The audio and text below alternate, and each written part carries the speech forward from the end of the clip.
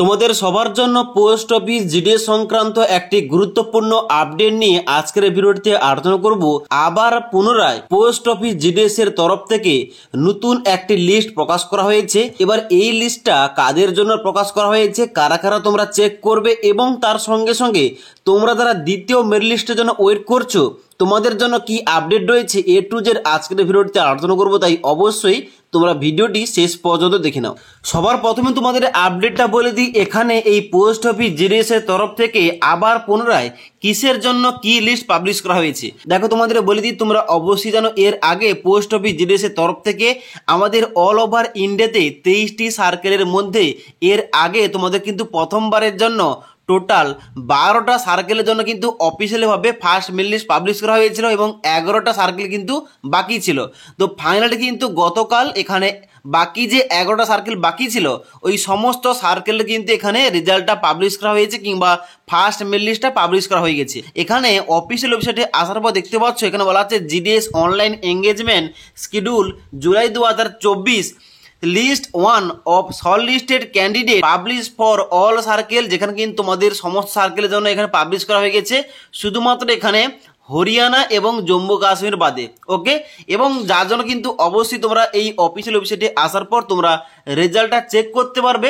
এখানে বাম দিকে দেখতে পাচ্ছ যে ক্যান্ডিডেট কর্নার রয়েছে, এখানে নিচের দিকে আসবে, নিচের দিকে আসার পর দেখতে পাচ্ছ এখানে তোমাদের একটা অপশন দেওয়া রয়েছে GDS online engagement schedule July 2024 short listed candidate. এখানে তোমরা প্লাস আইকনে ক্লিক করবে। তো অনস্ক্রিন দেখতে পাচ্ছ এখানে কিন্তু বর্তমানে সমস্ত সার্কেলের জন্য কিন্তু এখানে প্রথম মেরিট লিস্ট কিংবা রেজাল্টটা কিন্তু পাবলিশ করা হয়ে গেছে।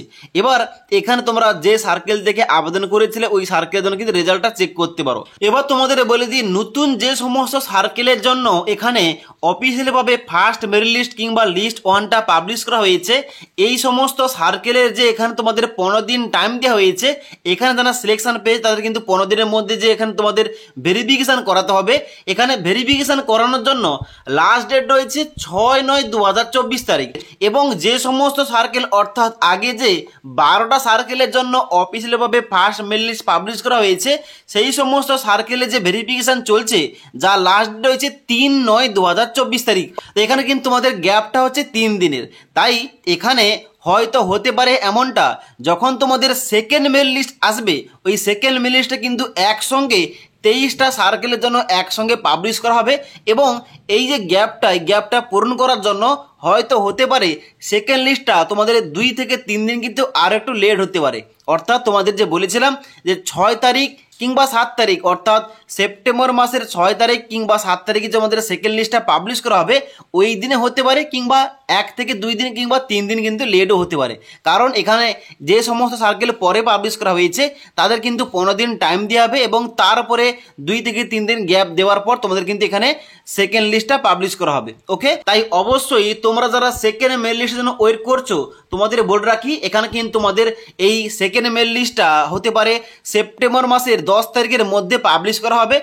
এবার এই সেকেন্ড মেরিট লিস্ট সংক্রান্ত কোন রকম আপডেট এলে লিস্ট প্রকাশ করা হলে এ টু জেড ভিডিও কিন্তু আমাদের এই চ্যানেল থেকে তোমরা পেয়ে যাবে। তাই পরবর্তী সমস্ত রকম ভিডিওর আপডেটগুলো টাইম টু টাইম পাওয়ার জন্য আমাদের চ্যানেলটি সাবস্ক্রাইব করে পাশে থাকা বেল আইকন প্রেস করে অল নোটিফিকেশনটা অন করে রাখবে।